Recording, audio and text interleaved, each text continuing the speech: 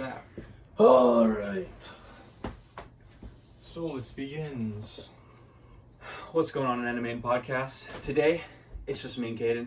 We're doing a two-man special, and considering how this goes, it could be a mainstay, but we'll probably get Alex back.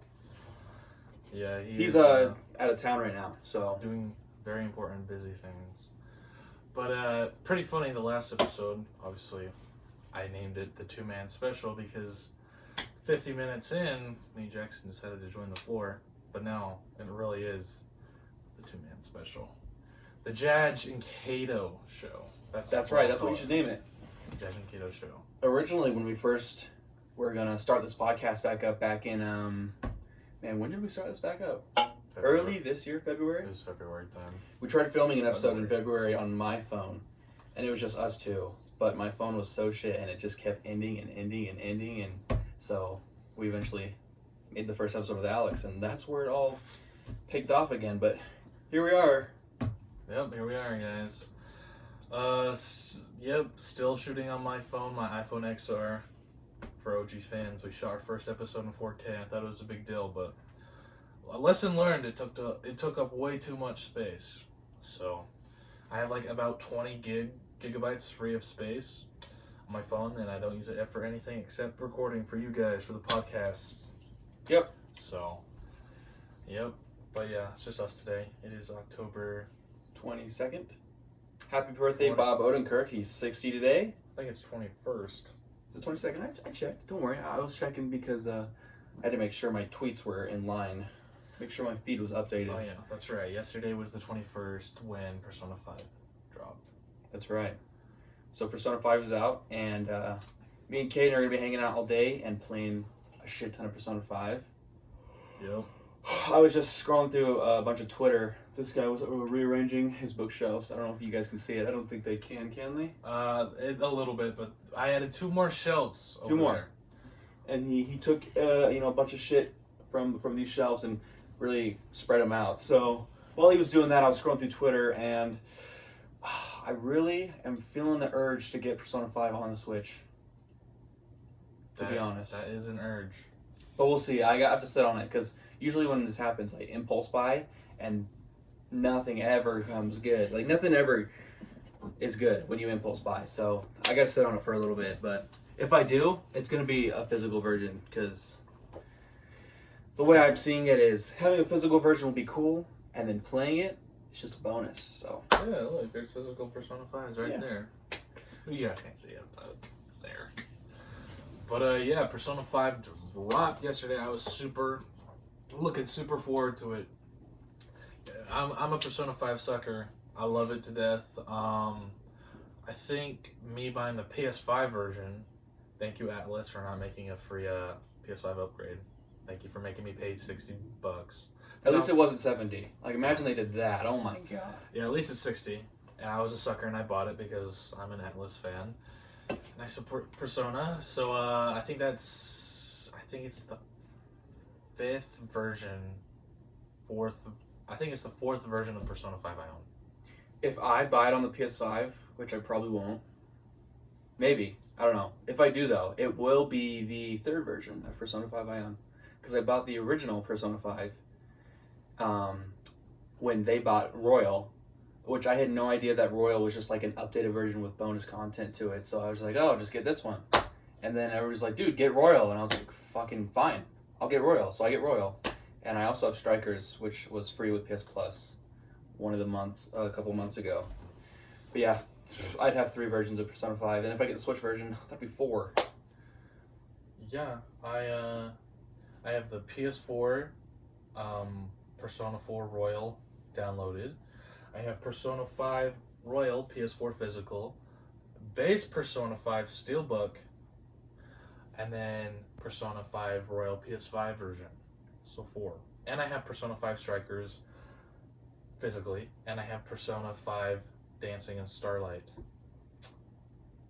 console. I have a lot of Persona. Safe to say, we like Persona, but not as much as some of the super fans I've been seeing on Twitter. Some of these motherfuckers got all the controllers, the game for the PS5, the Xbox, and the Switch, the Steelbox, like the Steelbooks, like Jeez, it's crazy, but it's cool. That is. If you love it, you love it, man. Go you. Yep. Only a few more months, and then I could buy Persona 4 so many times. I'll buy it once digitally. Once Maybe, physically. probably physically. Once Steelbook. Probably. Once on the Switch. Yes. Once Steelbook on the Switch. Once digitally on the Switch. You just gotta have every version possible. Dude, yeah. That's like me and Kingdom Hearts. I have like all the games physically and digitally. Yeah. Because just, you know, you might want to change it up one day. You might want to be like, I'm gonna throw it back old school. Slide that disc in. You never know. When we first started our Kingdom Hearts 2 playthrough, I threw it back way old school, and I tossed that PS2 disc in the PS2, and I quickly noticed my mistake and said, "Hey, I think I'm gonna play the remastered version on the PS4." Yeah, because KH2 Final Mix obviously got bonus content, and it's in 60 frames. Well, Yeah, PS3. It's just graphically updated. But I do have a nostalgic soft spot for Kingdom Hearts 2. I own a PS2 physical of it. That is the game that like made me love video games. Like really got me into being like, wow, video games are just awesome. I didn't know. Yeah. Huh. Literally, like, I don't think I've talked about that on the podcast before. Maybe my Kingdom Hearts video. But basically, yeah. Like, you know, obviously I had a DS growing up, original red DS, and I played Mario and a bunch of games growing up. I had a Leapfrog, so I wasn't a noob gamer, but you know, just a kid Casual kid, you know, as casual as a kid can be. In like 2008, 2009. And yeah, I was over at my cousin's house, or my grandma's house, and my cousin was living there at the time. And yeah, my grandma invited us for Sunday dinner, you know, and while we're waiting for the dinner to get cooked up, I'm hanging out with my cousin. And he's playing a game on the PS2, and literally my first ever time seeing Kingdom Hearts was the Kingdom Hearts 2 final boss. He was like walking up the stairwell to go fight the final boss, and I saw that whole final fight, and I was like, oh my gosh, this is a video game? This is like a movie! And then I've just become obsessed with Kingdom Hearts after that. And video games too. I'm trying to think of the game that I recognize that really sold my love for video games too, and I can't pinpoint it, but I think I can pinpoint the game that sold me on RPGs, and it probably has to be Bowser's Inside Story for the DS. I remember I got my DS birthday of 2009. That was my McDonald's birthday. I got my DS, and my parents also got me Super Mario DS, new Super Mario Bros. DS, and I'm pretty sure I got Bowser's Inside Story at that time as well.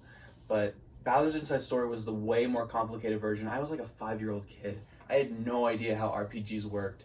But it was definitely the first RPG that I ever played through and beat, and I've beaten that game like 6 times. I can't recall the first time I beat it. I know I would get to certain areas of the game and get stuck. And then my uncle, Jaden, actually, he sometimes would come in town. Yeah, I'd give it to him and I'd be like, hey, I'm stuck in this part of the game. Can you get me past it? And he would. And then I'd like play on and play on. And I just love that game so much. And then another thing with Jaden, I've never beaten Super Mario 64. He beat the final boss for me. I could never beat the final boss, and I just still have never gone back to try it. I think I've had my mom help me with it. Or Super Mario 64 DS, like the final boss. I could just never time throwing Bowser at the spikes perfectly. I just couldn't time it. My little brain couldn't comprehend it. Guys. It was physically like it was too hard. But yeah, Mario and Luigi Bowser's Inside Story was the game that sold my soul to the RPG realm. Sold my soul. But I'd probably say the game that probably got me into video games it had to be a Mario game growing up. Something my dad had played that I'd like watched him play. I'll have to think on that for a minute though. Yeah, I mean obviously like as a kid I had a DS, I had Mario Kart DS, I loved that one, I had Super Mario 64. But yeah, you know, they were fun and whatever, but yeah, just something about Kingdom Hearts really caught my eye. Like I was like these anime, I thought to myself, these like cartoon anime looking characters fighting with Donald and Goofy. I thought it was such a weird premise. And my cousin was trying to explain to me what Final Fantasy was. I'm like, oh, that's like that gritty, dark RPG. I've heard about that. That's like so weird. Why are they collabing? And then, yeah, it's just, it makes sense for some reason. Two franchises you would never see teaming up, Disney and Final Fantasy, and somehow it works. It's just so awesome. I think that's really cool. That's a really funny and weird crossover concept that has just become a huge, massive series that everybody loves. Like, literally, Kingdom Hearts and Final Fantasy are like the two most popular Square Enix franchises now. It's probably Kingdom Hearts right now, but I mean, Final Fantasy VII, it's like their golden goose. There's been so many different spin-off games and movies. They know when they make something Final Fantasy VII, they'll make money. For example, Battle Royale. And for the most part, it's nice because it doesn't seem like they really milk Final Fantasy VII out for just the money. If they're gonna, like, that is their baby, that is their golden goose. If they're gonna do something with that, they're gonna handle it with extreme care, and they're gonna take it and put a twist into it. Yeah, most of the spin-off stuff is pretty good. Like Crisis Core, I really like. I mean, it's a prequel to FF7. Advent Children has its good moments. Dirge of Cerberus, though, we could have done without Square Enix. That game is kind of weird. It's cool you can play as Vincent as the main character, but it's like set after Advent Children 2, and the villains are just, oh, good lord. I mean, it's cool. They appeared in Remake Intergrade as like secret bosses only. Weiss, he's like the main villain of Dirge of Cerberus, and Nero is also in Dirge of Cerberus, but it's cool. They're just like bosses. They're not actually integrated in the lore, because that fucking lore sucks. Like, this is like a perfect way of like showing this is a game studio who takes what the fans say, listens, and then they integrate things in ways that fans will enjoy. Mm-hmm. Like you said, that game is ass, but they take those characters, make them secret bosses, and that's like the perfect way to handle that. It's like the best of both worlds. You're like, oh, I remember this shitty game. I'm ready to whoop its ass. And then it's just cool. I'm also very curious what they're gonna do with the remakes. I think it's very smart that they're making it like a trilogy sequel, and it's a sequel. Like splitting timeline kind of thing. They could have easily, if they really wanted to, they could have just made like a beat for beat remake, and there would be a lot of people that would be satisfied. You know, that's what everyone wanted when Remake first got announced. But I think it's almost better as a company and a game developer if like you add some new mystery to it, because it's good for like new time fans and old comers. Like, you get to experience both worlds. You get to experience essentially the same story. I mean, that's literally what Remake is, but they add more stuff and add a new mystery. That's what makes it so cool. That's why I played the original FF7 after beating Remake for the first time. I was like, this story is so good. I gotta continue on.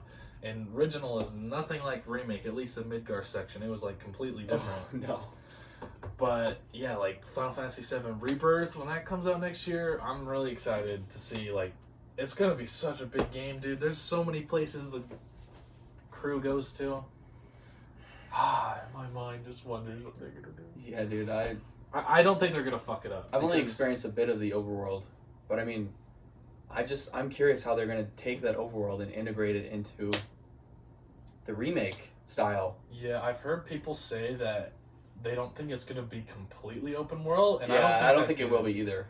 People think that what they can do is in Dragon Quest XI, it's like semi-open world, and instead of it being like all open world, there's like large like zones you travel to. So people are thinking if they do that, then it could work. And it kind of is like that in a way. Like, most of the map is kind of split into zones and sectors, and you have to like travel through a mountain to like get to the other sector. So they could definitely make it work that way. Okay, that makes sense. Yeah. I mean, even the remake part 1 feels in certain chapters it feels pretty open world. Yeah. Because you just get plopped down in this massive area, and they're like, "Hey, go do shit," and it's like, okay.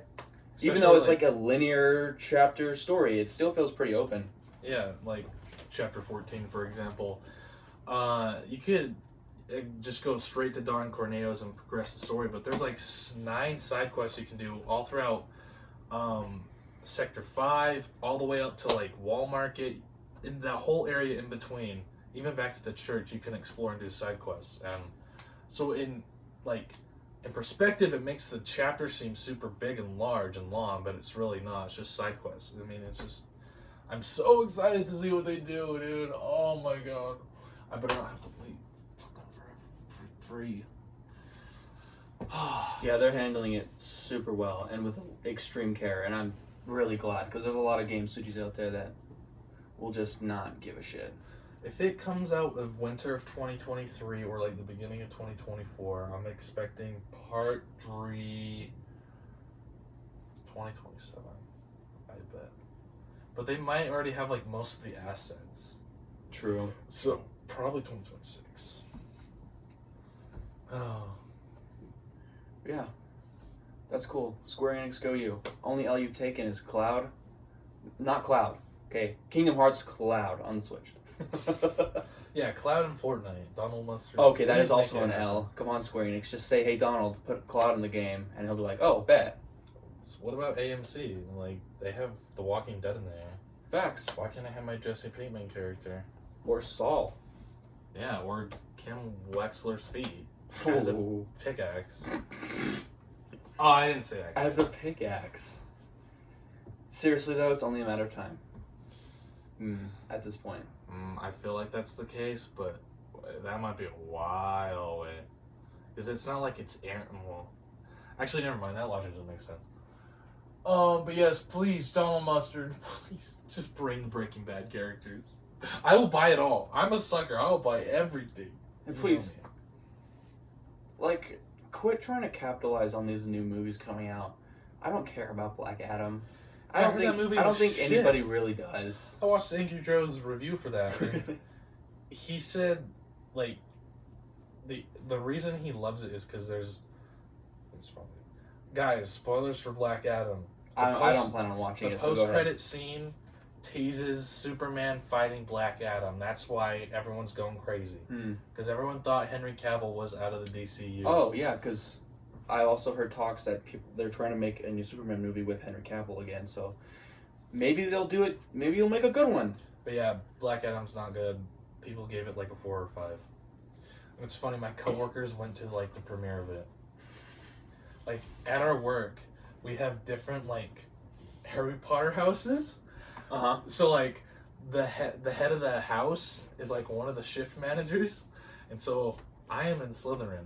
Oh, with nice. A bunch of other people, and this girl that I was working with on Thursday, she's like, "Are you going to see the movie?" And I'm like, "Huh?" She's like, "You're in Slytherin, right?" And I'm like, "Yeah." She's like, "Did you not get the text? Like everyone in the Slytherin house is going to see Black Adam at 6 opening day." I'm like, "I am not in any group chat. Like, what are you talking about?" Where's the Slytherin group chat? Yeah, why am I not at it? I'm in Slytherin house. Before I left for Phoenix, I was in Hufflepuff. So they made the right decision. Thank God you got out of there. Because I'm definitely a Slytherin. I'm just saying. I'm definitely a Slytherin or Gryffindor, like, depending on the day. Depending on how I feel, like evil or like gangsta. Beta or Grimblow. But yeah, that's a game I'm looking forward to, Hogwarts Legacy. Yeah, that comes out February. It got delayed, unfortunately. Damn it! February's still not too far. It's only like 3 months down the road. Well, yeah, it's well, like 4 months. 4 months. We still got November. And then Still 1 month October. after that, 5 months away, Resident Evil 4, guys. Oof. I'm waiting for it. We got some bangers lined up for 2023. Dude, I'm gonna be broke. Just like the whole time. It's gonna be hard. I mean, I am working more hours. Matt asked me if I can like work more hours, so I'm gonna be making more money, so I can afford all these games. But I might have to get more storage for my PS5, because all these PS5 games I'm gonna have to buy, I'm gonna have to delete some. I don't want to delete any. You just need to upgrade to a 4 terabyte. Well, there's a way you can like add more SSD. Oh, to your like internal Yeah, storage? you can like take the panel off and actually slide in something. And there is a Sony official like licensed one out there.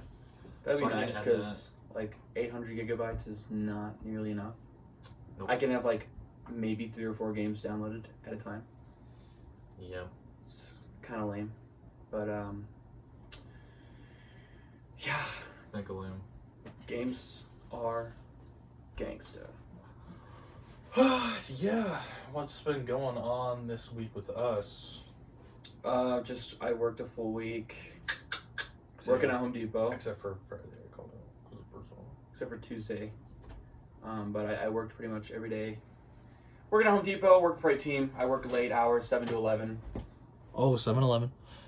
So it's not something I'm used to. I've never worked late hours, but it's cool. And I've been going to the gym, and I've just been surviving every day until the weekend, because this is what I've been looking forward to. Persona, hanging out with this guy, doing podcast, just having a good weekend, not having to worry about anything all week. Not having to worry about all weekend. So that's all I've been really up to. Yeah, same. Except mostly every day of the week, I have a new episode of anime to look forward to. That's true. What do we got, guys? We got Bleach Mondays. We got Chainsaw Man Tuesdays. We got Mob Psycho Wednesdays. Blue Lock Thursday or Friday? And then Blue Lock Saturday. Blue Lock Saturday. I think My Hero Friday. I think. Or Thursday. I don't really care. I don't care. I'm not in that same. Spy X Family is Sunday, I believe. Or it might be Friday. I've been thinking about picking up Spy X Family. Yeah.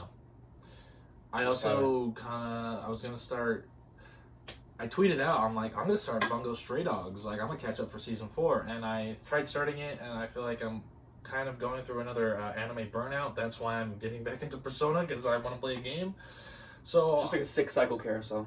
Yeah, I usually like get super into video games, and then I'll get like super into manga, and then it's anime again. I'm just kind of a cycle. Yeah, so I did watch a lot of anime. I watched this week. I finished watching Parasite, 24 episodes. Watched 12 in one day, 12 the next day, so it took me 2 days to watch. I don't know how I can sit there for that long. I just sit, and I'm just so captivated. I just watched it all.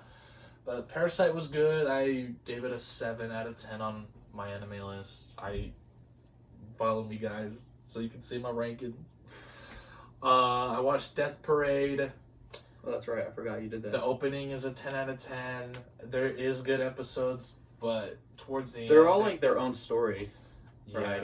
Basically, every episode is like its own story. Some episodes have like 2 episodes, so you know. Or like one... Like 2 parts. Yeah, 2 parts. It's crazy. But the ending is kind of hit or miss with me. I was kind of like getting out of it. So I gave it a 6, but then I remembered there is really good parts of it. So I think it's just like a 7. So I give it a 7. It's one of the first animes I was exposed to. And I say exposed to because I didn't actually try to watch it. Quentin put it on for us. And we watched like 2 or 3 episodes. But I haven't picked it up since. It was good.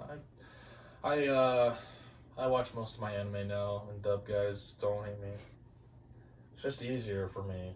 I hate having to be shunned for being a dub watcher. But dub is good, guys, alright? Sometimes. Some dubs are really good. Some are just ass. Yeah, Death Note dub, probably top 3 dubs I've heard. It's so iconic. Very iconic. Nana dub, really good. Better than sub, actually. Naruto dub obviously is very iconic, good. I like both the Bleach dub and sub. I think the Bleach dub's solid. I watched one. I watched the beat up each episode. We're watching 1,000-Year Blood War and sub, and it's good. I'm enjoying it. Oh yeah, it's really good. Yeah, that animation though. Woo! That's crazy. The only dubs that I've really watched, Part 4 dub, it's solid. I liked it. That's JoJo Part 4. AOT dub, I think was pretty solid too. I liked AOT dub. AOT dub, I really like. I'm watching Black Lagoon and dub. I really like the dub, especially. The dub is so funny, dude. Yeah, so funny. I really like the Black Lagoon dub. I haven't really watched much anything else in dub. Code Geass dub is really good. Oh, I did watch some scenes of Code Geass in dub just to see what it sounded like. I thought it was fine. Full Metal Alchemist Brotherhood in dub. That's probably like the peak. Steins Gate must be watched in sub because you have to see Okabe try to speak English. Steins Gate is still my #1 anime, and I've only seen it in dub. I've tried watching it in dub, but I can't. I like the dub for it. The dub for Steins Gate? Yeah. I just think I think the Okabe trying to speak English is so funny. I thought about rewatching it this December because that's when I watched it for the first time. Was last December. I might rewatch it this upcoming September because I own it on Blu-ray. I might watch it in sub. I think it's good. I think it was a good sub. I liked it. But yeah, Steins Gate. Like, let's be like guys. Let's be for real. Let's like sit down. Let's talk about like arguably the best anime ever made. Because on Mal, all those FMAB dick writers, it's too insane. I rated it a 9. It's like good. It's really good, but I don't think it's a masterpiece. I think Code Geass and Death Note are way better than Full Metal Alchemist. I think whenever you say Steins Gate is perfect, like your number one. The first 3 episodes are kind of slow. I will give you that. I can't say it's perfect, but I can say it's extremely good. I can't just find that one last thing to set it at a 10. Like, it's like a 9.5. But maybe it's just because I haven't seen, like, Steins Gate Zero. Maybe I should watch that, and maybe it can, it's like the cherry on top, dude. It's so maybe good. I can kind of, like, fulfill that for me. I gotta watch that. But I did watch the movie, which more Oki-based speaking English and Japanese. Very funny. Because they go to America. That's a good one. Yes. Yeah, I like it. I love all the characters. All the characters are great. Like, even, like, the villains, they're all great. They're all written so well. Some of the moments are just so fucking dark and sad. Yeah, dude. That D-mail, it's so simple, but it fucks everything up, bro. Dude, it just, like, goes to show, like, how fucked up It's like a time travel ricochet can effect, be. and then he has to, like, try to go back and really fix it all. Yeah, it's just insane. That stuff is just... it was really good. It was really good. I really liked it. I gave both Code Geass season 1 and 2 a 9. But the more I go back and think about Code Geass on how, like, just crazy it was, it might be a 10 for me. Dude. It's just so good. Yeah. Like, there's a reason I have 4 Code Geass figures and own it on Blu-ray. It's so good, dude. Like, season 1 is wild, but then season 2 is fucking insane. I also think the ending is arguably probably one of the best endings in fiction. It just ever. is like perfectly. It just satisfies and just.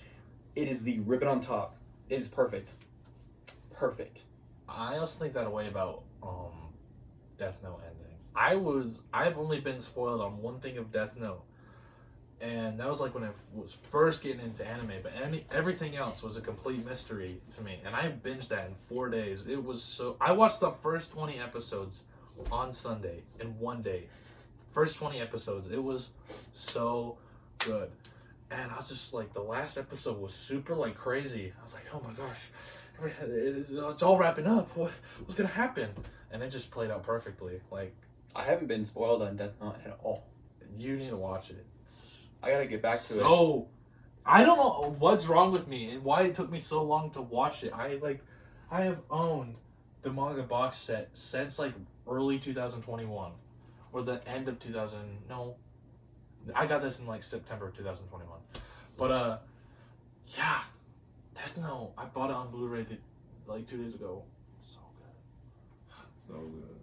Oh, you did? Yeah, I put it in the car. I bought Death Note. Oh, Blu-ray. that's right. Death Note, and then what? No. No, that's right. You bought both of those. And 3 more volumes of Bleach. After that, I only need 1 more, and then I have it all, guys. Aren't I so kawaii gamer? We went to Barnes & Noble today, and Yes, I we did. bought my first manga since... I have no idea when. I don't know the last time I bought an actual manga. But I bought Volume 1, 20th anniversary of the Bleach. Because fucking Bleach is peak, and if you haven't read it yet, you're missing out on a ton of life. Epic. Okay? Yeah, seriously. But yeah, I haven't even read Naruto. I haven't even read One Piece. But Bleach #1 and Big 3. Like, don't come at me in the comments. He can't make much of a rating right now. You can't even like argue me. Like, you can't win. Don't even come at me in the comments. But no, I'm reading Naruto right now. It's a little slow because there's a lot more words.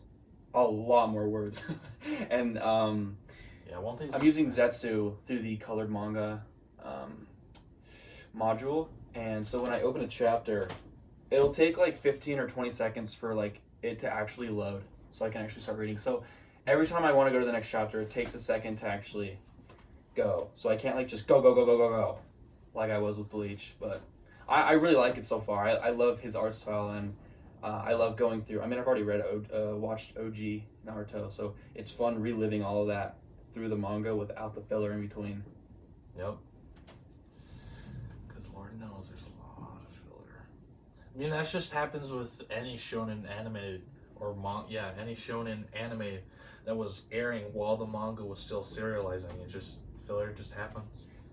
Since I finished Bleach, my opinion on filler has changed, and this is how I feel about it. Do not watch the filler until after you finish all the canon, I say, because yeah, when I found out there was a big filler arc in between the Hueco Mundo and Battle of Karakura Town arc in the anime, that is insane to me. That those arcs that mesh like perfectly into each other in the manga, they literally go like right into the next arc perfectly, is split with a weird filler arc. That just like that's just so weird to me. Like you need to watch all the canon stuff, and then if you want more, watch the filler afterwards. It just interrupts the flow, and it interrupts how you can feel about the story, I feel like.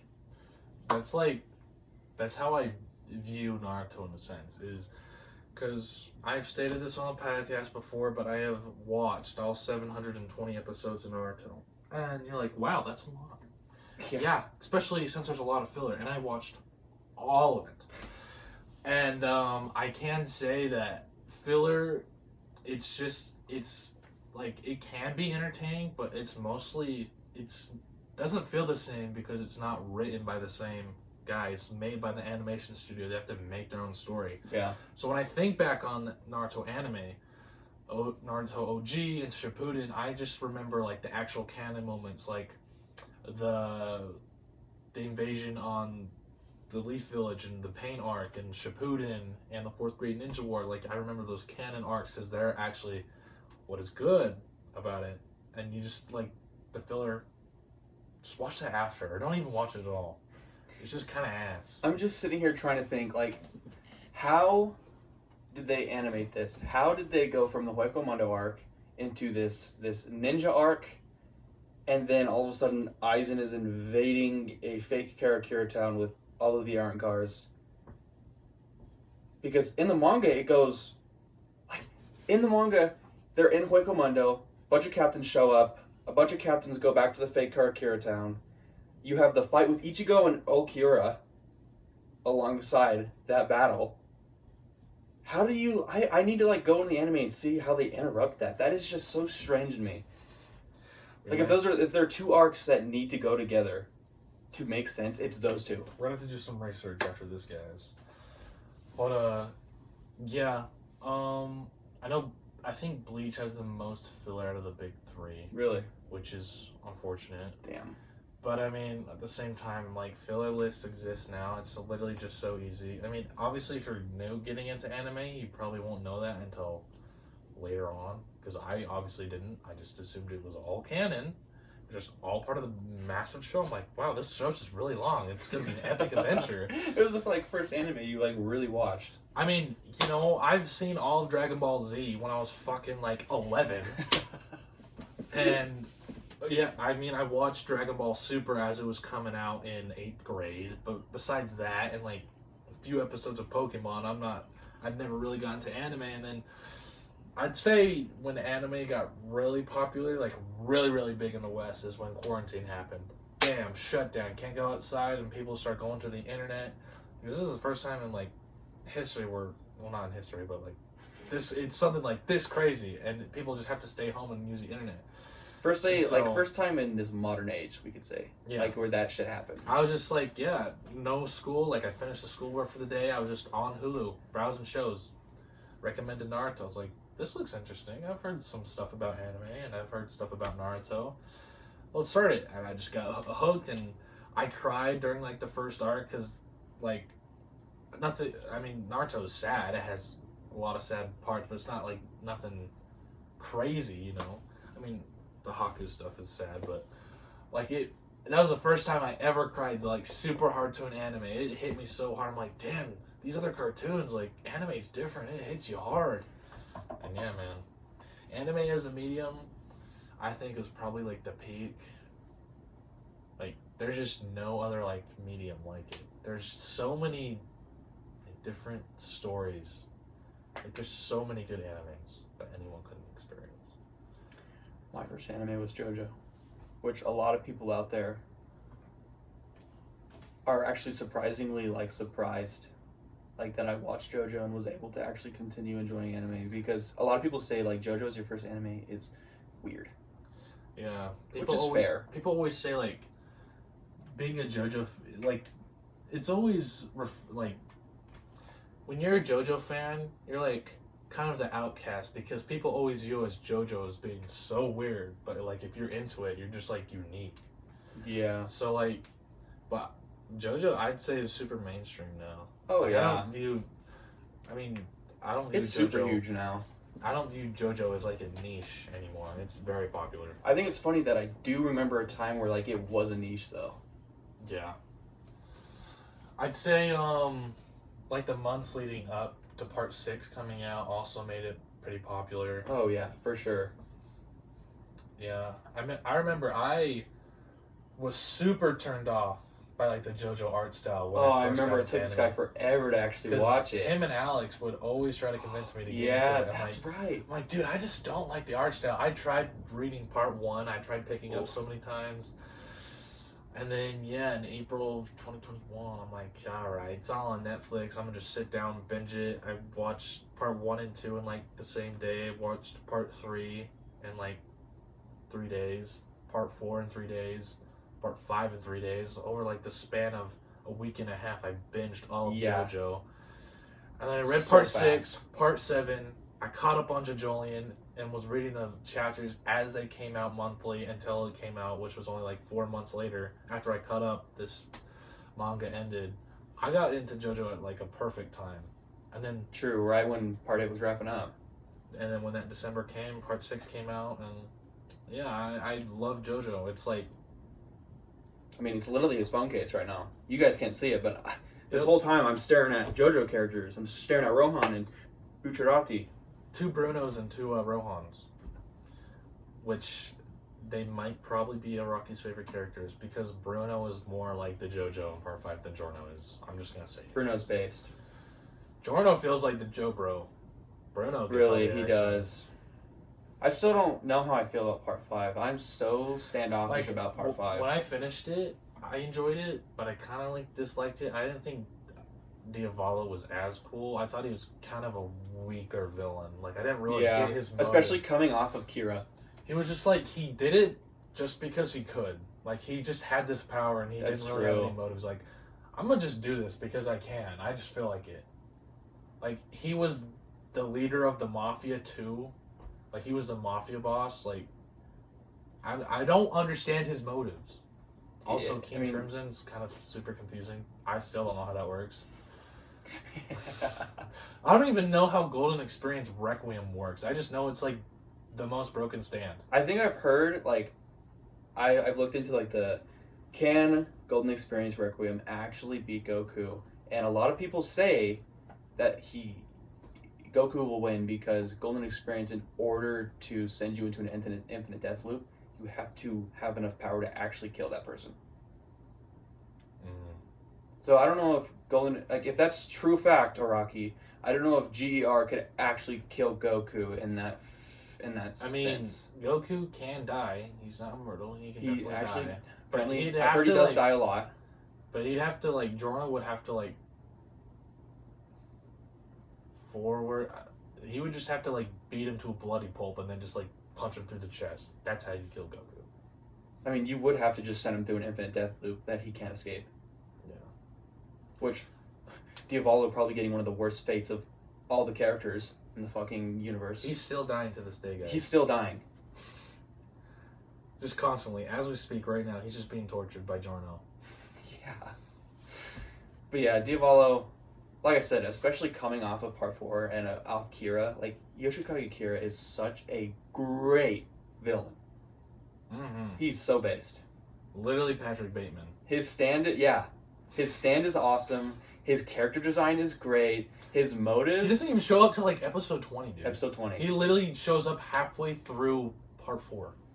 Yeah. And he's like His one motives, of the best villains. His motives are somewhat understandable too. Like, although him being kind of a psychopathic murderer, he just wants to live a normal life.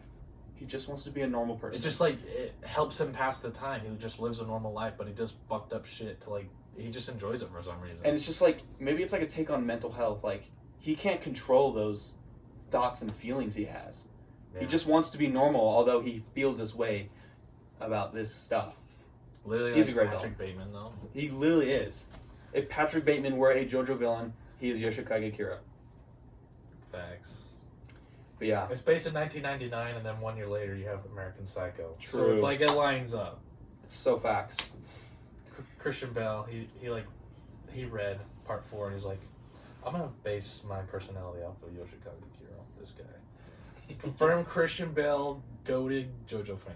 Confirmed Based. American Psycho, based off of part 4. Yeah, but I was thinking, Poochie Vest villain. I was about to bring that up. You and Alex are always talking about, dude, part 6 might be my favorite part. I am so far removed from finishing part 6. I finished part 6 November of 2020. So I finished it, remember like- so little. Yeah. When the anime finally finishes and comes out on December 1st, I'm going to go through and watch all the episodes so I can recap, and then I can finally make a decision whether I think part 6 is worthy of being a favorite part, and I think Poochie is worthy of being the best villain. We'll see. Like it's really a tie between part 6 and 7. They're both like so good. But I think back on it, when I was reading part 7, like I enjoyed it all the way through. That's true. But I wasn't really like shocked or anything. I was confused with like the Who Shot Johnny mini arc. That shit fucked me up because I was genuinely so confused. I remember reading But that. like reading the end of part 6, the shit that Poochie does It's genuinely shocked me. I'm like, yeah. what the fuck is going on right now? Dude, it goes from just prison to the end of the fucking universe. Yeah, like made in heaven, like that stand is literally fucking broken and fucks everything up. And the shit that Emporio has to go through, bro. Oh, dude. That shit's fucked up. Seriously. Oh my hell. And it all happens like so fast. They're like getting ready to fight Poochie. And like, he is Jotaro just barely comes back. He's only in it for like 2 chapters. Just fucking, I mean, I don't want to spoil it for part 6 viewers, but it's fucked. like part 6 might, I don't know, but part 7's just, I kind of want to get into this. Timestamp. Skip forward. I want to talk about part 6 ending for a second. So if you haven't read it and you're waiting for it to release in the anime, just skip ahead. you're Okay? gonna have to put timestamps. I will put timestamps. Don't worry. 'cause I'm not I gonna will do it. fucking remember. Dude, Emporio being the only character to have lived in the last universe and the new universe and knowing everything that happened in the past and everything that happened now is so fucked. He's the only character, and nobody can relate to them because nobody else is from that universe. Yeah. And then in the new universe, he sees everyone like back alive, but They have completely different names, characters. different personas. They're completely different people, but they look the same. So it's like, It's like the people he my once friends knew. I just saw die right in front of me. They're here, but they're different. Like that shit is That's fucked up. tragic. Dude, and like watching Jotaro finally at the end decide to like protect his daughter over like anything else. That was a wholesome dad moment. Yeah, dude. Rocky. I mean, part 8 is good too. I thought. I fuck with part 8. I think part 8's 3 for me. Favorite I think part. I might have to agree. It might be. Or part 4. I don't know because I still. I think I definitely like part 8 Josuke than I do part 4 Josuke. I but agree. I like Yoshikage Kira more than Toro. Toro's a fucking little bitch. See, Toro and Diavolo are the same, where their motives are also just both so Yeah, boring Toro's and just- shitty. Toro kind of just has like a weird stalker obsession with Yasuo, and he just kind of like shows up to the house and is like, yeah, fuck all y'all, I'm killing you. And he has like this god complex. He just wants to be wealthy. He wants to be rich, and he doesn't give a shit who gets in his way. Yeah. His only motive is money. He doesn't like Poochie wants to achieve heaven. Okay, Dio wants to be Dio. What does Dio fucking want to do? Dio just wants to be like bisexual vampire. Yeah. Just rule the world. Kira just wants a normal life. Okay? The Pillarmen, they just... Funny Valentine is the goddamn 23rd president. He's of just the the United fucking States. president, and he wants America to thrive over every other country. The Pillarmen have just reawoken and are a little grumpy. Motherfucker has like, he has the American flag on his back, like like a cape that he just like pulls it on nowhere all the time. it's like engraved into his skin, dude. Yeah. He loves America. Oh, he loves America so much. But yeah, Toro. I think Toro, lame villain, but Wonder of You, good villain. I'm not even gonna say stand because he's like literally just the concept of calamity. Yeah, Wonder of You is a stand, but it's like so powerful to the point where it's like its own entity. And it really is its own entity because even when Toro is killed, it lives on to haunt other people still. Yeah. So it feels like you remember Cheap Trick from Part 4, where it's on your back and if somebody sees it, you fucking die and it just jumps onto the next person. Yeah. That's like what it is. It's kind of its own entity. I don't know if the Wonder of You will actually attach to somebody else, or if it was planning on doing so after Toro was actually finished. So even post Part 8 JoJoian ending, there are still people suffering from the Wonder of You. I'm pretty sure. Is that right? No, because see, this is where this debate comes from. Soft and Wet Go Beyond is the most powerful stand because he was able to defeat Calamity itself. Soft and Wet does end up, like Josuke does end up defeating Wonder of You. Because Soft and Wet's Go Beyond is like the invisible bubbles that have no intention of doing anything but just floating in the air. And so when it just like happens to attack Calamity can't do shit because it had like the bubbles don't have intentions, so Calamity can't just like target those because the bubbles had no intentions of hurting him in the first place. But he Wonder of You, its guards down, it can't even detect it, and just bam. Yeah, it's crazy. Oh, Mamazukurai, great Joe, bro. Yep, he shows up way late into JoJoian. Way late. Him and Doggy Style, goated stand. Yeah, I was thinking about that, dude. He shows up so late, dude. Super late, dude. So late. I remember you guys sent me that like Part 8 video, and it's basically just him talking about the story again. Mm-hmm. And I didn't listen to it because I was so fresh off of it. But now I'm so far removed, I might have to go back and refresh my memory. I think Alex is the only one that like actively remembers JoJoian because I only remember like very few things. I remember parts. It's kind of a blur for me. Like I remember Part 6 and 7 moments, but Part 8 I do not. Yeah, I think that also goes to show. I read mainly. I think also this is maybe a little bit of an underrated opinion. I think JoJoian is too long. Long? I think it kind of just. There's really like no main focus. It's kind of like Josuke's doing his own thing, and then at the end, Araki's like, "Oh shit, we gotta have a villain." This is not a slice of life. This is JoJo. Seriously, it kind of feels like that. The slice of life, like defeat the stand user every other chapter. I can see that. Like, it feels like it goes on too long, and then like you said, Araki notices, and then he writes in some villain, and then it ends really fast, out of nowhere. Like it goes on too long, and then that villain arc wraps up so quick. And we're just like, oh, JoJolian's been lasting 10 years, and it's done now. I made a video back in January about like the arcs in JoJo. I was talking about like the high voltage arc in Part 7 where Diego pulls a certain... I'm just going to say JoJo's Part 6, 7, and 8, spoilers, just skip. High voltage arc where Diego pulls out the world from the fucking other universe. I'm talking about, obviously, what the fuck? Made in Heaven arc, insane. Over the rainbow. Over the rainbow arc, like you have all these crazy arcs, you have all these crazy final arcs, and then you have Wonder of You arc, and it's just like, oh, this arc was ass. Yeah, like the only like arc that I actually remembered and was kind of interested was in like the Killer Queen Vitamin C arc, where we got that was a good ass arc. Yoshikage Kira backstory, and what's his name? I forgot his name too. Like, Josefune. Josephine. Josephumi. Josephine Kujo. Oh, dude, I wish Araki would have put more attention on that backstory stuff. Like, that arc wasn't long enough. Oh, fucking, also, after Wonder of You, we have just the random Radio Gaga incident arc. With, like... I forgot that was part of it. Like, that felt like DLC.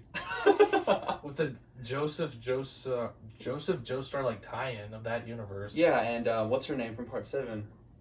Lucy? Lucy Steele. Lucy comes back, super old, and teams up with Joseph, and they have to figure out what that stand power was with that rail on that certain area, that road. Yeah, and then Josuke walks into the ice cream parlor at the end, and they're like, welcome to the family. We're a family, guys. Yeah. Wholesome ending. But yeah, Part 8. It's so weird. I think it's like Araki's like magnum opus. Like, he was just really experimenting at that point. Like, what he could do. Seriously. There was so much experimental concepts, rock humans. I definitely think it's the weirdest part. Oh, most bizarre part. It just gets bizarre and bizarre. No, but it really is. I was just thinking that. I mean, Part 7's not really bizarre. It's just like a clean-cut, good story. No, really. The premise is so simple. I'm glad that like Part 7 and 8 are connected, and we do get a lot of Johnny lore. Yeah, that's cool. Near the start of Part 8, which is cool, because I love me some Johnny. Yep.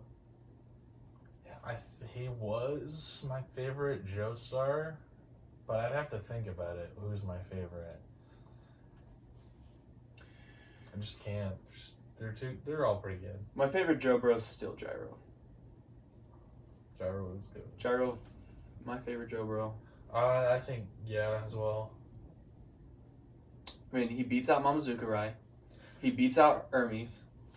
He beats out Giorno. Okuyasu. Bruno.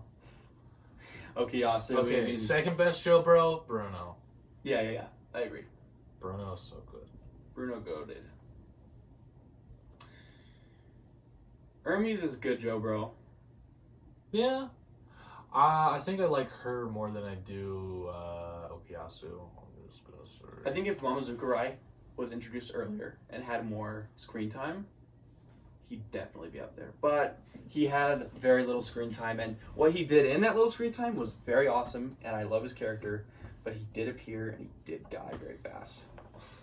I also think I like Kakyoin more than Okuyasu. Because, yeah, I can see that. Okuyasu, him and Josuke are literally enemies in like the first 3 to 4 episodes. And then randomly one day, Okuyasu's like, hey, I'm your buddy now. Let's walk to school.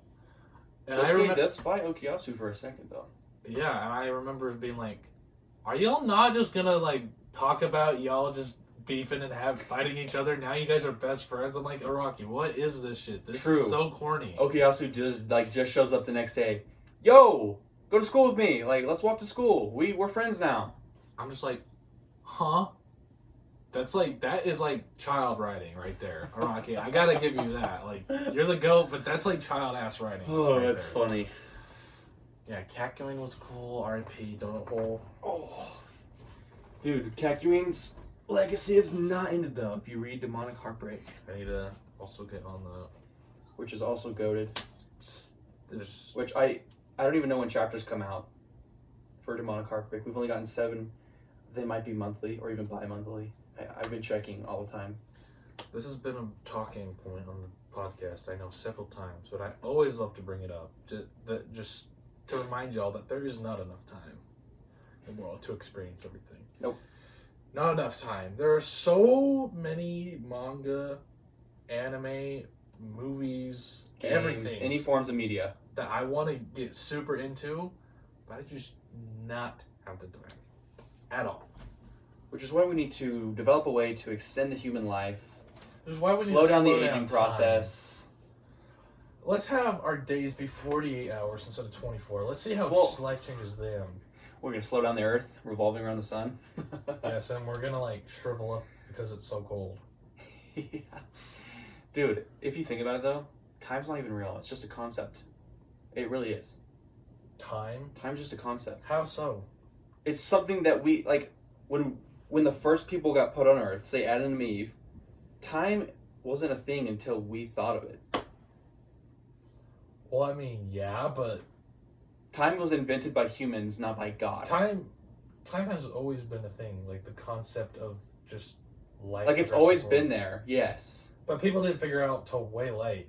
But it's always been there. Like another way of saying like time is relevant. Say like when like time goes by a lot quicker when you're playing a game and having a really fun time with the boys. Like you can spend 4 hours at night and you're like, damn, 4 hours just went by. But then you work 4 hours at your job. Shit is slow as fuck. Time is only relevant to what you're doing. I can see that. Guys, we're getting to like We're getting really controversial deep here, takes. guys. Like time is like nothing, dude. Time isn't even real. Like, why do I have to be 19 years old? Why can't I say like I'm 20? Guys, age is just a number. Guys, don't clip that. Clip that, dude. I can't believe you. I Um, knew you were into little boys.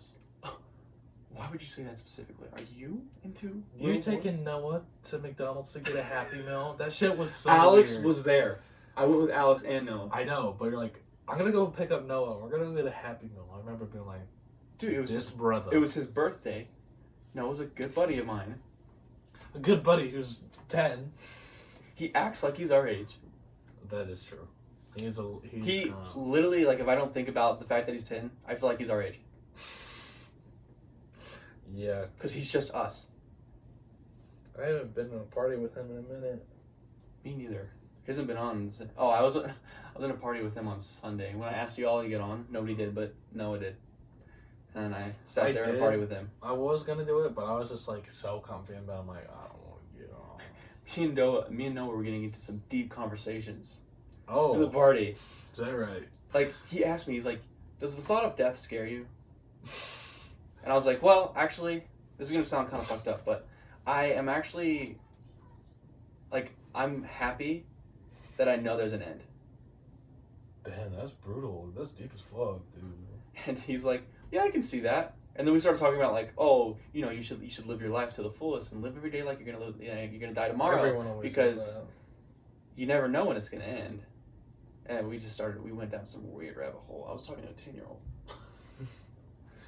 Dude, let's do that right now. Let's get like super deep. We do that like every podcast episode now. It's like a reoccurring segment.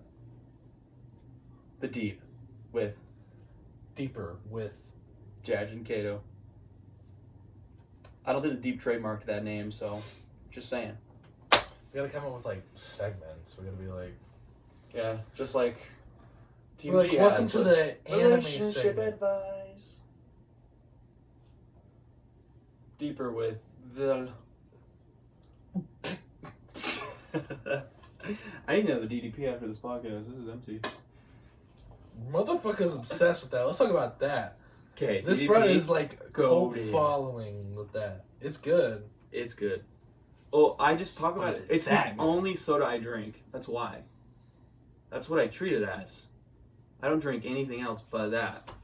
Yeah, I bought when I was buying my spicy ramen that I have in my closet. You guys don't know that, but Pantry. I got some spicy ramen, and I was checking out, and I saw Pepsi, and there was a little impulse in me that said, "Buy that Pepsi, see how it tastes. You might like it." That shit was like one of the hardest things I've had to swallow. Just like It's base so- Pepsi. Yes, Base Pepsi's so ass. it's so disgusting. So bad. Ugh. Also, I hate regular Coca-Cola. I used to be a big fan of it, but I'll only drink Diet Coke now. I used to be a huge fan. I still like it, but I just try to avoid main soda. I drank that Dr. Pepper last night. Fucking stomach was hurting so bad. I'm telling you, like normal soda, all the sugar in there just kills me. A regular Dr. Pepper from In-N-Out. Yeah, it was large. He's so weak, guys. Put down in the comments if you're at the section, Jackson is weak, pleb. Dude, it's just all the sugar in there. There's no sugar in these DDPs. We always get a lot of people asking if we have Dr. Pepper In-N-Out, and they're like, I had this old guy. He's like, can I get a Diet Dr. Pepper? I'm like, sorry, we don't have that. He's like, can you just go to the store and get it? I'm like, I just work here, man. Like, I don't know, man. I just work here. I don't know, man. I just work here. I'm sick of this people already. I Guys, do hate look. that, though. Look at this fucking tan line I got. Again, when it was finally getting better, it got worse again. Because I was on handheld You gotta for tell like them, 3 hours. Tell them to stop putting you out there. Or, like, be like, hey, Matt, I'm going to be out there, hour and a half. I'm coming back in, okay? Dude, literally, that's also kind of a reason I called in on Fridays, because I did not want to be on handheld again. Literally, this entire week, Monday, Tuesday, Wednesday, Thursday, I was on handheld. Like, Dude, pretty much my whole shift. That would have been way worse if he was out there yesterday. Luckily, I was under the shade most of the time, but there was one day that I was, like, just out in the sun baking, not in the shade, and clearly, that was fucking Thursday. Because this shit hurt. Oh. And it looks so stupid. I might have to, like, invest in a permanent beanie or a hat that I just wear everywhere. And I'll be known as always wearing a hat now. You'll be like Alex in the winter. Yeah. Or no, he just always wears his beanie, like, right here. There's the guy I got my cloud at McDonald's and Sephiroth at Burger King. He has some pretty cool Sonic hats and beanies I might invest after this podcast. So I might do that. I kind of fuck with beanies. I used to wear them a shit ton when I shaved my head 2 years ago. I tried pulling off some beanies in freshman year when I was with Paige, and I could not pull it off. Time's different, you know? You're a different guy now. Maybe you can pull it I off. remember posting selfies on my main page, and I had like a pedo 7th grade mustache and a beanie on, and I don't know why I ever uploaded that. Oof, I got a lot of shit for it too. Dude, people giving you shit for what? Yeah, I got giving you shit for your singing, your beanies, bro. They hating on your looks. Yeah, just a bunch of haters. They hate me being a nerd. Like, damn. They wish they could be me. Seriously. They want to be me. I remember I posted a picture. These brothers want to be me. Right, guys? That's how it goes. That's right. These want to be me. I remember I posted a picture. It was a mirror picture of me and Ethne. And my hair was split down the middle, which I had not been doing at the time because that was like December of 2018. It was all a side part, and I remember I did that, and so many people like slid up on my story, and they're like, "Never go down the middle. That's terrible." And now it's like one of my mainstays. Yeah, I used to get bullied a lot back in 6th, 7th, 8th, 9th grade. Pretty much every year of high school. Dude, I had no idea of Caden's bullying lore until last night. I just have not told anyone about it. And that's probably made me the man I am today. I never really got bullied, and I feel like it's probably because of like how big I was. Like none of these small ass kids were gonna pick on this big dude. Like back in 8th grade, I got a lot of shit because I was part of the A team in Ooh. football. Because you could either be put on the A team or the B team, right? Facts. And I was always a B team mainstay. Like my B team, we were good 7th grade. But my parents were like, Katie, you should really push for the A team, 8th grade. So I'm like, all right, bet. So I'm doing it. I'm doing the conditioning. I'm going crazy. And they draft me for the A team. Oh. They give me a call. Put your fucking mind to it. You got it. Kaden, we want you on the A team, right? And this is full of all the cool kids. You got EJ, you got Honor, you got Truman, you got Cy, you got Jake Wilkins. You got all the cool people on the A team, right? I'm like, yeah, I'm gonna be one of the boys. I'm gonna be part of the A team. And yeah, I was always like the odd one out in 8th grade. They would never talk to me. I tried sitting multiple times with them at lunch, and I never could. So, they would always make fun of me because of my cringy TikToks and Musical.lys and my hair and my spam account and how I liked Dragon Ball because 8th grade, Dragon Ball Super was streaming, so I'd always post it on my story, be like, yeah, Dragon Ball Super, peak fiction. And I did a lot of shit for it. Look at them all now. They're all on anime too. Yeah. Fucking posers. Yeah. I was an OG. What the fuck y'all know about that? I was a fucking OG. I can kind of relate to you though in that sports aspect. On all the basketball teams I was always on, I was never close with anybody on those teams. Ever. And they were always like the popular kids, not the popular football kids, but you know, like Keaton, Travis, Yeah. Foster was on a team once. I can't remember a lot of the kids, but there was a ton of popular kids on those teams, and I'd be put on the greater teams because I was always the huge kid who would play center on those teams, and I just would not click with anybody. Like they'd all just talk to each other.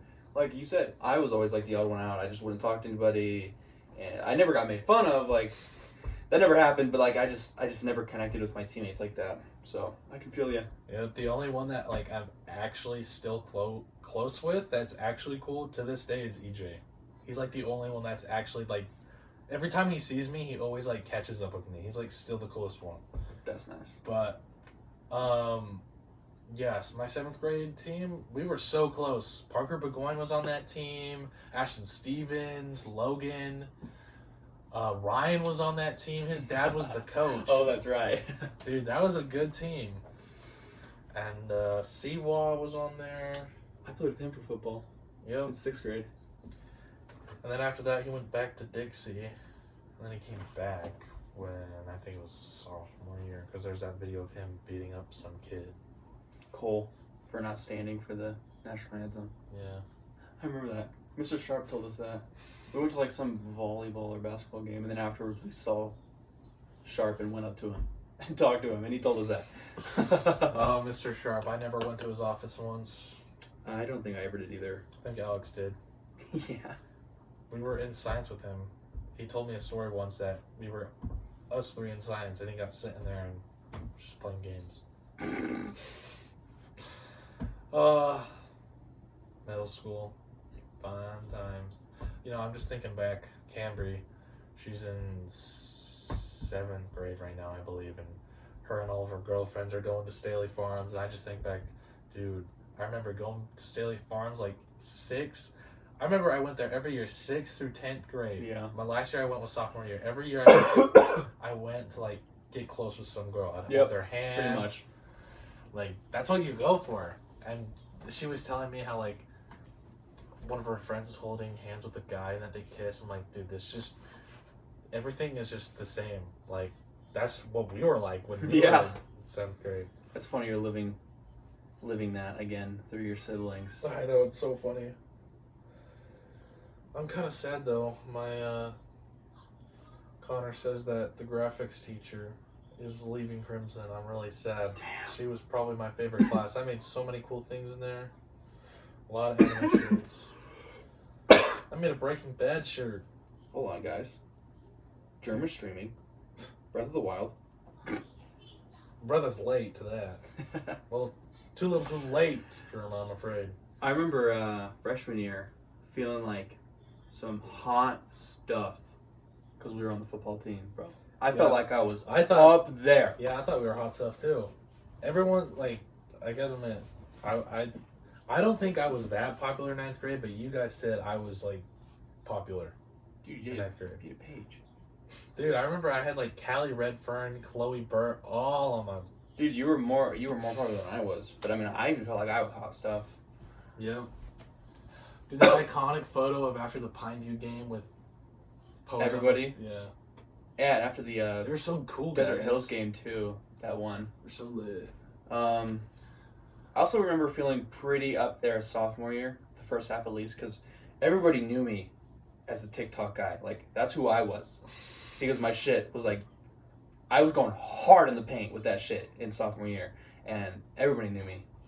But then I got a girlfriend, and then I stopped caring about all that shit, and then fizzled out. Yeah, junior year, people like knew me as like the anime kid because I'd always wear like the Naruto shirts. Yeah. Literally, like the first beginning of junior year, I had like these 5 Naruto shirts that I bought during the summer after I finished OG Naruto, and I would wear those on repeat every single week. That's what I'd wear.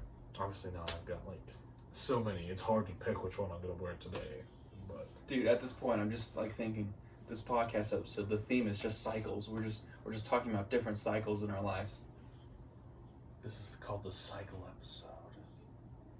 The 6 cycle carousel. Cares? I saw her yesterday. I talked to her. Go. Oh my god. Yeah, me and some of my coworkers have just casually been hitting dabs at work, just randomly. We'll be like, it's kind of funny. That in and out, To bring it back. that in and out location is, I just learn something new about it every day. I learn about secrets on like secret menu items, secret things I can ask for. I learned about the fact that they have Hogwarts houses. That's new. they're doing dabs, the Morbius fry. It's like the In-N-Out meme restaurant over there. Yeah, like, who do you think is the creator of all these memes? Who do you think gave the name Gamer Fry and Morbius Fry? It was me. Being put on fries my whole damn shift. Yours truly. I remember one night we were closing, and I was on, this is like right when I first made the Morbius Fry joke, like that shift, and I was closing, and it was like almost 1:30.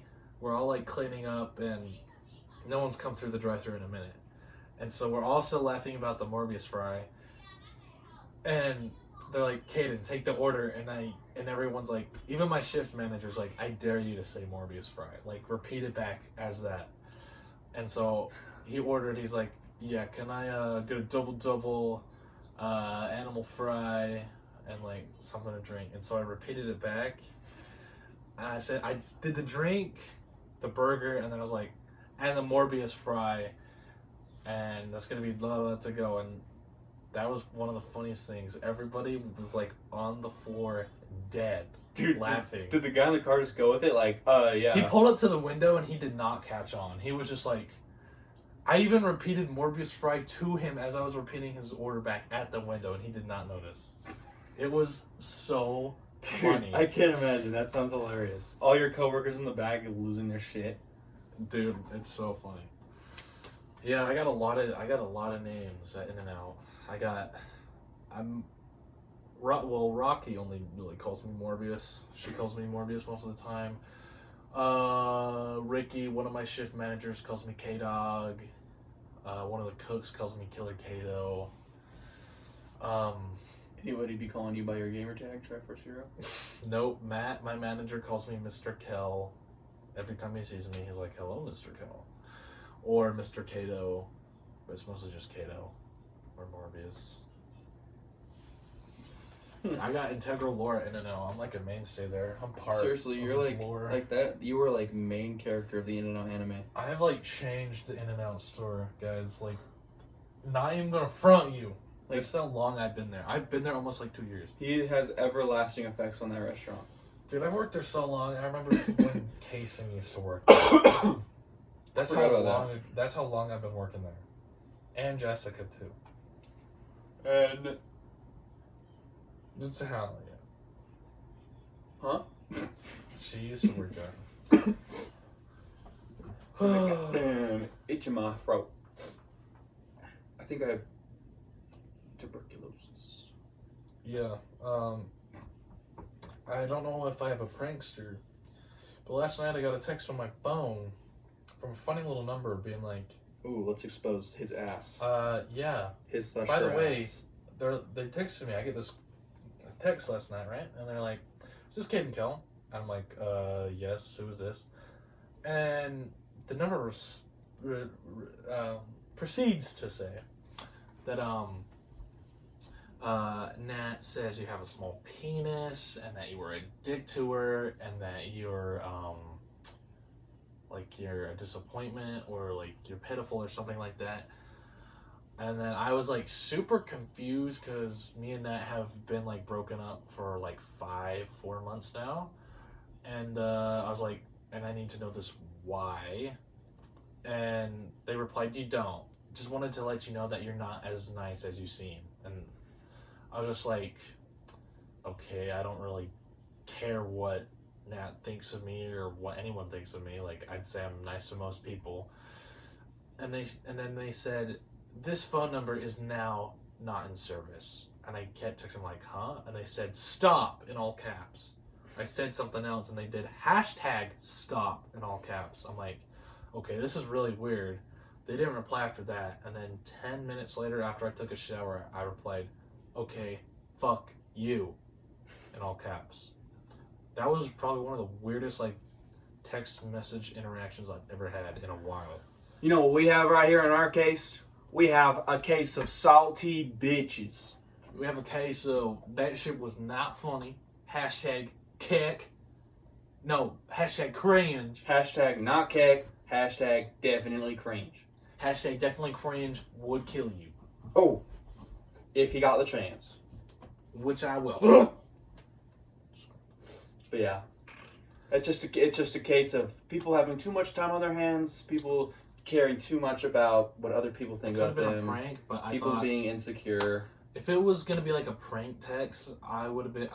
I was genuinely thinking of like responses that they would say like if it was a prank, and if they said it was a prank, I was gonna say, "Are you serious? Are you in the 6th grade? Like, Are you who, serious right now? Are you serious? Are you serious right now, bro? Right now, bro. But who does prank calls or prank texts? Like, I haven't done that probably since 8th grade. Like, that shit is so stupid. I think the last prank call I did was in 9th grade with Alex. Ooh. Because we were looking back at my old yearbooks, and we found Dylan Pace's number in there. Oh, yeah. So we called it. I don't remember what we said, but it was funny. Dude, you're short. Hello? Yo! You're short as fuck! Beep, beep, beep. It was like, we got his ass. I am. Ah! Well, I checked and this is over an hour. Do you want to keep going? Or How long are we at? make me get up again, guys. We're not official. We're still like kind of ghetto. I have to get up and check the camera. Kinda. We've been using the same format for the last 24 episodes. 24 years, guys. We've been making this damn podcast. We're on episode 2000. It's on episode, it's an hour and 16 minutes long. I mean, we can keep talking, but I gotta piss. So I'll let you decide. I'm gonna go do that right now. Solo podcast things. So let's think about how Cody did this back in the day. He actually had a solo podcast, and how do you do a solo podcast? Well, actually, now that I think about it, I do a solo podcast every day. The voices in my head talk to me, and I talk back. And it's basically a solo podcast because you can't hear what they're saying, but I can. So basically, I'm just going to talk as if I'm talking to somebody, and I'll fill you in on what the voices are saying. I have started Kaiju number 8. It's a manga. It's pretty cool. It's basically set in this world where kaijus are a common occurrence. There's a defense team that is set out to defeat these kaijus. Kaiju number 8. Yay! There is like 2 characters that we follow. Not really follow, I guess. One of the characters is the commander of the kaiju defense team, and the other one is said commander's childhood friend, and he works with the cleanup team. And so he is set to clean up all the massive kaiju dead bodies after they're taken out. And eventually, he decides that he wants to take on the test to join the force again because he's taken it on before, but the dude is like 33 years old, so he's showing his age, and he's like, okay, this is one last chance. I gotta take on this test. And he gets this friend who's an 18-year-old kid who is like his motivator, and he gains the power to turn into a kaiju monster. And so it's about him making his way through the ranks of the Force by subtly using his kaiju powers without totally revealing himself, or he'll probably be killed and tested upon. It's really good so far. I really like it. But there's your premise of the story. That was me trying to solo podcast without Caden. Thank you for watching. That was a great solo podcast, guys, and I just drained the lizard. The snake. The Yes. gecko. The salamander. Salamanca. The Salamanca. Hector. Yes. I'll think of what else has gone on this week that's relevant to talk about, and I can't really think of anything. Just Silent Hill 2 got revealed, and the Konami presents a bunch of Silent Hill games, actually. Silent Hill 2 remake, a new Silent Hill F, I think it's called, set in like 1960s Japan. Ooh, that's cool. A Silent Hill movie. Oh, that's kind of cool. And then literally the next day, a new Resident Evil 4 showcase got showed off, and it looks very poggy. Dude, it looks good. It reminds me of like the same sort of treatment like FF7 remake. Like it's gonna be like a faithful like it's gonna be like the same game, but apparently there is new scenes added in the trailer that haven't been new gameplay mechanics. So I think it's cool. That is cool. I think it will be very nice.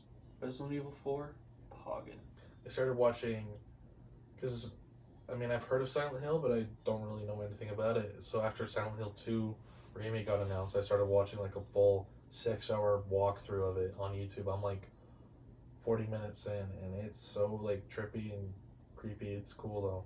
I might try to finish it today. Finish it? 6 hours? Yeah. You're only 40 minutes in. I'll binge it, dude. We'll binge it right now. Just kidding. We gotta play Persona. Oh, I hate Persona. Oh, why did we even spend so long talking about it? Persona's so mid. I know. Dude. Let's just talk about Sephiroth and his Smash reveal. So, basically, have we ever talked about this actually on the podcast? Do they know anything about your reaction to this Smash reveal? I feel like we may have. We probably have talked brought it about up, but I'm gonna bring it up again. The date is so and so. Don't remember. It's Game December Awards time. 2020. 2020 in December. Game Awards. I think it was like December 10th. Me, Caden, Quentin, original Animane cast member, all sitting down in his theater room. We have it on his big theater screen. We're like, hey, let's see what they got. I don't know. Why did we decide to watch the Game Awards? We haven't watched it ever since. Why did we watch it then? Because The Last of Us and Final Fantasy VII remake. Oh, that's right. There was 2 games that we were So like I was curious to see about, and there was a Smash reveal, obviously, that we were like, hey, well, we want to tune in for that. And Master Chief got revealed for Fortnite. That's funny too. Yeah, but he already was kind of leaked before that, so. Yeah. Anyways, we're all sitting there. Smash reveal comes up. By the way, this is Jackson pre FF7R, pre FF7. This is pre Final Fantasy at all for Jackson. Quentin didn't know much either. Caden was like the only one. I was the only one. I was the niche fan, guys. And I was like, oh shit, Smash trailer. I was not expecting that. And they were fighting like the final boss. Yeah. And I was like, the big shit, like how are they gonna thing. do this? Motherfucker, it gets sliced in half like it's Just nothing. Like the mega super powerful final boss of World of Light That was literally killing all the characters in the gets trailer. one-shotted. I'm like, okay, who did that? It's gonna be like some. I was like, It's gonna be like Goku. I was thinking maybe it could be Dante from Devil May Cry. I'm like, it might be Dante, but I don't know if he could split that. And then you hear you see a silhouette of someone super far away. You can't even tell. You can't make and it then you out. just hear the piano, the dun dun dun, and I heard those notes. I'm like, ow, ow, ow, and I lose it. I'm like so flabbergasted, so like, what the fuck is going on? I am so shocked. I'm like going crazy, rolling on the floor. I'm like, what? I remember I was sitting in my chair. It was like so out of left field. Because right before that we had Steve. Yeah, that's true. I was like, we go from Steve to Sephiroth? Huh? What is this? But yeah, and then afterwards, I was like still recuperating, and Quentin's dad comes up there and asked if we were okay because I was banging around so much. I was so crazy hyped. Dude, I remember one of the highlights of that trailer. Mario, when everybody thought Mario got killed by Sephiroth. Sephiroth Bro, stabbed. he skewered Mario. Yeah. And then fucking Nintendo like, gotcha! Hey, gotcha. And then you have like a little like Advent children fight at the end. They fight each other. I will never be a memory. Yep. Dude, they should have killed Mario. I mean, didn't Mario Mario and Mega Man like technically die in the Ridley trailer? Like it shows him like literally Ridley like stabbed through them, and they aren't seeing the rest of the trailer. Yeah. Luigi dies in the Castlevania trailer, but I mean his ghost comes out. He does. He gets killed by like the Grim Reaper looking thing. Yeah. But yeah, when that trailer came out, I was super hyped, but I was under the impression that we got Sephiroth, the Square Enix character, knowing how we're going to get Sora. And Sora is now the last Smash character to ever come out. And I wish he also recorded that reaction too. That probably, no cap, would have gotten like 1 million views. It was such a I good didn't even reaction. see it. Bro said he was crying. And I believe it. I was like, have y'all seen that trailer? They played it up. They know Kingdom Hearts fans were watching. That shit was played the fuck up. Shaking hands with Mario 2. Brother goes, whoosh. So goated. You could change between the different outfits of the different games. Kingdom Hearts 1, 2, Dream Drop Distance, Sora, KH3 Sora. So After watching all those Smash reveals, I know we've talked about this before, not on the podcast, but we've talked about this. What do you do after Ultimate? Like, you think you just keep adding characters, but obviously the DLCs are done. there is no more Smash. Like, This Smash is is just done? This is gonna be the pinnacle. But there's so many more characters that could be added. Yeah, why don't they add Crash or Dante or Spyro Or Tifa. Tifa Tekken, I'm looking at you. Why don't they add well, it was Heihachi before Kazuya came, but why are they gonna add Goku? They got Shrek and Jonesy. Yeah, I remember when Fortnite was very still like high probability it could be added. One of the reactions I saw for the Sephiroth trailer, like, I don't know who the streamer was, but right when the boss got split in half, the guy goes, "Dude, Fortnite couldn't do that, so it's not Fortnite." Fortnite couldn't do that. It's not Fortnite. That's great analogy and analysis. Jonesy can't split that in half. Yeah, but the Cube Queen definitely can. Like, where's the Cube Queen in Smash? Guys, where is she? But yeah, especially with Sora's like my most wanted character ever since I started playing Smash for Wii U in 2014. And he was revealed to be the most popular, like the most requested character on the Smash ballot. So I think it's just perfect. I'm fine with the roster. The roster is big enough as it is anyway. It's like 70 plus 80 characters. Yeah. I mean, obviously you got some like weird like clone Echo characters, like who needs Dark Samus and Dr. Mario, but I wish I could go back and react to all those Smash reveals as they're coming out. It would be great content for the channel. It would have been, and it just would have been more hype. Like I only got to witness. I mean, me and Quentin recorded our Pyra and Mithra Smash reveal reactions, but with nothing to. You just gotta take that video, slap the actual video on it, and then just repost it, and just in the caption just say repost. Well, who's gonna watch a reaction from that long ago though? True. Were your reactions were they actually good? I don't even think I've watched those videos because you can't even see what you guys are saying. We should watch those videos after this. They're so cringe. Like our first couple videos were very cringe. Very. Don't go to the bottom of the channel. That's very bad. Hard. Don't watch podcast episodes 1 and 2. Yeah, the only one I'd recommend. Start on one 3. Was 7 is 7 or 3. Like 3 and 5. Those are good ones. I know we don't tolerate part skippers, but this is not JoJo. Okay. Skip to episode 3. This is anime lore. You don't miss out on much, except like really shitty relationship stories that we talked about in episode 2 is the worst episode we've ever recorded. You think that? Yes. Episode 1 is fine because of just like it's just like the novelty of it being our first episode, the things we talked about being so weird, morbid. Okay? Morbid, yeah, I think that's what it's called. Yeah. Like I think like episode 1 is fine because it's just so it is definitely the outlier in all of our episodes. We haven't had an episode like that ever since. It's true. I kind of want to low-key like watch that with you and see like how, because we watched it with Natalia a long time ago, but I want to see how like much I can bear of it. Dude, you know? I wanted to like make reactions to our podcasts, but like that doesn't even make sense because like the podcasts are long. Yeah. But it's just like that's just so funny. Like I love watching those and like commentating over what we were talking about. What was the YouTube video that you came over here to record with me, and it was gonna be like a reaction to? Like, all the your TikToks. TikToks. I loved going through those with you. That was so funny, but it just proved to be too much of a daunting task to edit, and I just deleted it. Yeah, I was gonna say that's like a cool premise, but I don't think you actually were willing to like go that hard on. I thought it was gonna be a lot easier, but it was not. Yeah, you're gonna have to go hard on the editing, bro. Yeah, but dude, plus I have like 900, almost 1,000 TikToks. That was gonna be a long ass series. We only got through like 30. And that was like, and it was like a 25, 30-minute long video. Yeah, that would have been too long, bro. But yeah, I have some funny old TikToks that I like people reacting to. Yeah, TikTok is something. I'm sure I've mentioned this. I'm finally monetized, but barely making any money because I wanted to check I how just much can't money think I've been of making. I can't think lately. of sick edits to make anymore, dude. These have good ideas. Guys, we're gonna get a live check of the Jaj OVA's Creator Fund right now. It's gonna be 2 cents. Guys, let's see. Live check.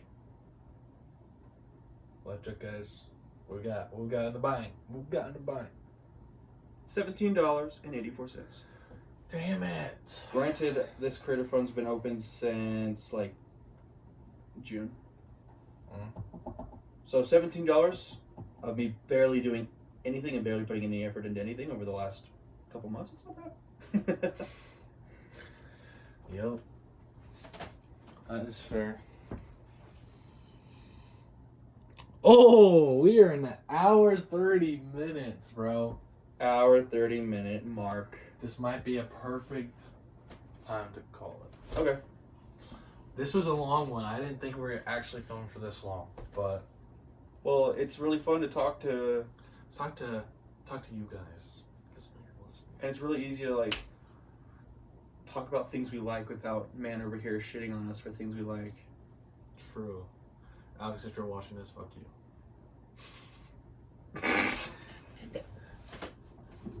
Yeah, seriously. Guys, am I gonna get canceled for this? Yeah, our video just got taken down. I'm a blur. It's down. That's gonna get clipped, and I'm gonna be hated. I posted a picture on my every picture of my camera roll account, and I put in the caption "Crips and Crips." It got taken down because of gang affiliated language. Well, this is YouTube. This is not Instagram. So, Yeah, fuck Fuck you, you. Zuckerberg. okay, guys, this was episode 24. Tune in for episode 25 next week, y'all. Probably with Alex back. Hope you enjoyed the two-man show today, though. I enjoyed it a lot. This was a fun episode to film. This was so. We had a lot. It was very refreshing to only have two guys who like the same things. Yeah, it was just really a drag.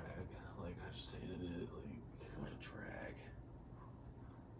if you guys made it this far, like, you guys are the Grimblows, and I want, like, in the comments, I want you to like this video, and then when you're done, comment, I'm Grimblow, and I'll know. And subscribe.